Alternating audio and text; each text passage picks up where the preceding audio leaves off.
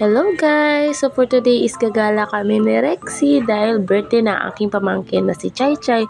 So umaga to guys, 7 pa to ng umaga and init na siya masyado. So nakakaloka kasi sa harap namin nilagay si Rexy and ang cute ng helmet niya. So ito guys is palabas pa lang to ng multinational village and grabe ang init-init guys and akala ko hindi pa to traffic.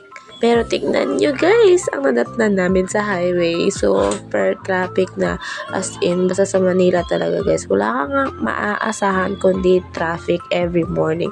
So, kailangan mo talaga makipagsapalaran at makipagsiksikan guys. Kailangan mo dumiskarte para hindi ka malate, no? Pagkatapos mahulog ng helmet ni Rexy dito guys is hindi pa rin nawawala ang traffic pero nakaabot na kami dito sa Venice dahil dito is to celebrate ang birthday ni Chai Chai for today's video, charos.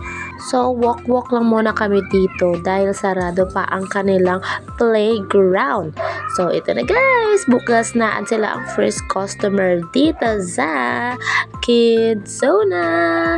So sobrang maaliw ang mga chikiting nyo dito guys dahil very affordable ang time and marami silang pwedeng gawin. So ito na nga ang first na ginawa ni Rexy. Nag-play siya dito sa paikot-ikot na ito dahil sobrang nakakaaliw. Pero kailangan pa rin bantayan ng mga bata guys ha, bawal silang pabayaan.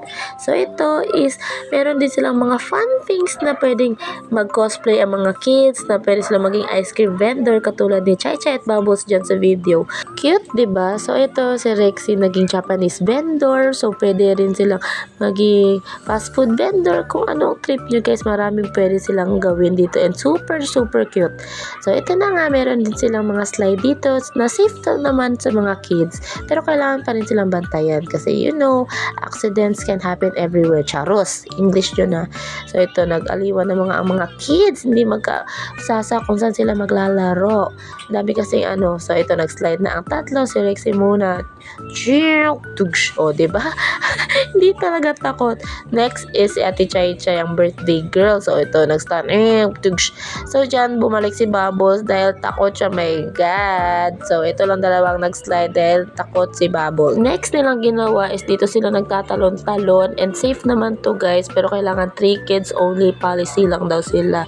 So yun, talon-talon. Sige, talon kids. Enjoy the day. The day nyo to.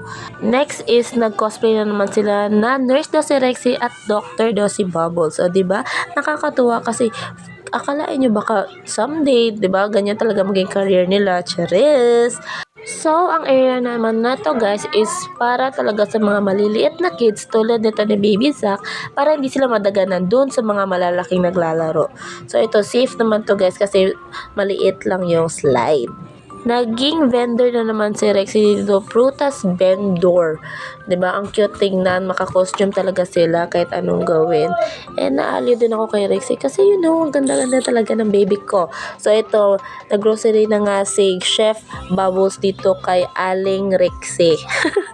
'Di ba? Nakakatuwa silang tingnan, akala mo talaga totoo. Pero ang cute-cute talaga guys, promise.